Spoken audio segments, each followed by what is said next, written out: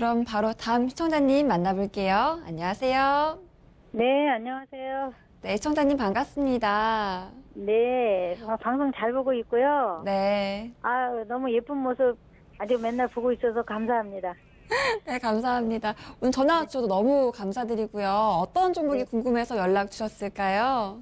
아, 대우조선 해양인데요. 네, 대우조선 해양이요. 예, 예. 매수는 얼마에 하셨고 또 비중은 몇 퍼센트 두고 계실까요? 35,200원에 10%인데요. 네.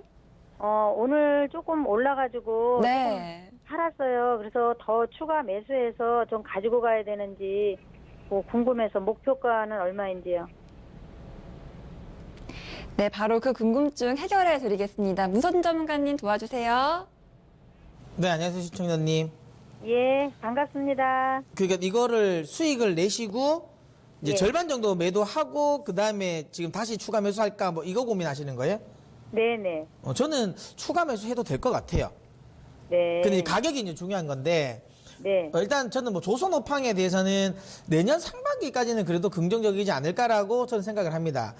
물론 뭐 그렇다고 해서 뭐 내년 하반기는 안 좋다 이거는 단정 지을 수는 없는데 일단은 상반기까지는 그래도 뭐 수주 모멘텀이 계속 좀 있을 것 같아요. 그래서 그리고 이제 저는 이제 조선주를 이야기를 많이 최근 들어 좀 하고 있는데 이유는 그거죠. 그러니까 지금 미중 무역 분쟁과 관련된 이쪽에서 저는 핵심 키는 그러니까 중국이 미국의 대미 흑자를 줄일 수 있는 근데 줄이면서 지금 이거 뭔가요?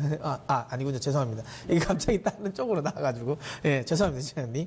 그러니까 대미 무역 흑자를 줄일 수 있는 그리고 줄이면서 본인들이 산업의 피해를 최소화할 수 있는 게 미국에 콩 수입하는 거랑 그다음에 미국에 원유를 수입해 주는 거거든요. 그 셰일 오일이라든지 셰일 가스를 좀 수입해 주는 건데 그러려면 결국은 그 협상은 저는 될 것 같아요. 그래서 될 것 같기 때문에 그러면 이번 그러니까 미중 무역 분쟁이 만약에 이제 협상이 마무리가 되고 나면 아니면 최소한 완화라도 되고 나면 이 콩 수입과 관련된 부분 그다음에 미국의 원유 셰일 오일이라든지 셰일 가스 수출과 관련된 부분에 기대감이 커지겠죠. 근데 미국에서 중국으로 가려면 뭐 비행기 타고 원유를 수출할 수는 없을 거 아니겠습니까? 결국은 배로 뭐 곡물이든 아니면 원유든 그다음에 이제 그 뭐 LNG든 이걸 이제 수출해야 될 건데 그러면 어쨌든 저는 미국발 관련해 가지고 수주 모멘텀이 좀 발생할 수도 있다라고 저는 생각이 들고요. 그럼 이런 생각을 할 수 있을 거예요. 요거 합의가 돼 가지고 뭐 배가 뭐 예를 들어 뭐 오늘 만들어 한다고 해서 뭐 이틀 만에 나오고 그런 건 아니잖아요. 그러면 이거 생각보다 너무 긴 거 아니냐라고 생각할 수 있지만 지금 현재 트럼프 대통령의 지지율이나 이런 걸 보면 제 생각에는 그러니까 저뿐만 아니라 주요 이제 뭐 이런 여론조사를 보면 재선이 될 가능성이 지금 높거든요. 그러면 이 이슈는 단기 이슈가 아니라 한 앞으로 막 최소한 6년 이상은 더 이제 이 이슈가 나올 수 있는 이슈란 말이에요. 그러면 그쪽 포지션을 보고 사실 선주 쪽에서는 발주를 할 가능성도 저는 있다라고 보고 있어요.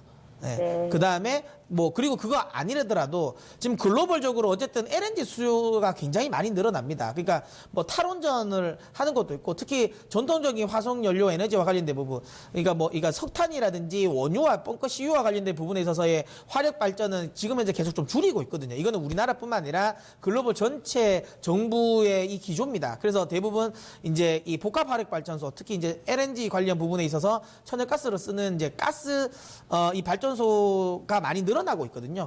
그래서 가스 소비도 굉장히 많이 늘어나고 있고, 그 천연가스 가격을 보더라도 물론 뭐 계절적인 요인이 있겠죠. 아무래도 북반구에 겨울이 오다 보니까 당연히 자연스럽게 많이 늘어나고 가격이 오르는 것도 정상이지만 그거 말고도 그만큼 이런 수요도, 그러니까 발전 수요도 계속 늘어나고 있다라는 점을 감안을 한다면 LNG 수요는 앞으로도 조금 더 많이 늘어날 가능성이 좀 있어 보입니다. 그러면 우리나라 관련 부분은 당연히 좀 LNG 수주가 당연히 이제 지금 주가 되고 있고요. 이쪽 관련 부분에 있어서는 저는 뭐 긍정적인 포지션이라고 보고 특히 유가도 보면 저는 지금 구간에서 50불을 깨고 단기적으로는 깨고 내려갈 수 있을 것 같긴 한데 이걸 뭐 50불이 이탈됐다가 이걸 오래 50불 밑에서 오래 머물 것 같지는 않아요. 순간적으로 언더슈팅 한번 나오겠지만 빨리 저는 50불은 회복할 것 같고요. 이유는 그겁니다.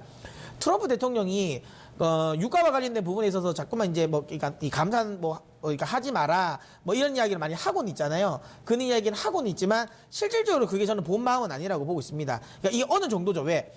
그러니까 본 마음은 맞죠. 그러니까 러시아라든지 나머지 이제 그러니까 이 남미 지역의 반미 성향을 가지고 있는 국가들을 좀 압박하기 위해서 이 원유 가격을 좀 통제를 할 건데요. 그렇다고 해서 셰일오일 업체들의 수지가 이제 이 단가까지 맞춰지지 않으면 그때까지는 못 누를 거거든요. 왜냐하면 그게 대표적인 아주 강력한 지지층이니까.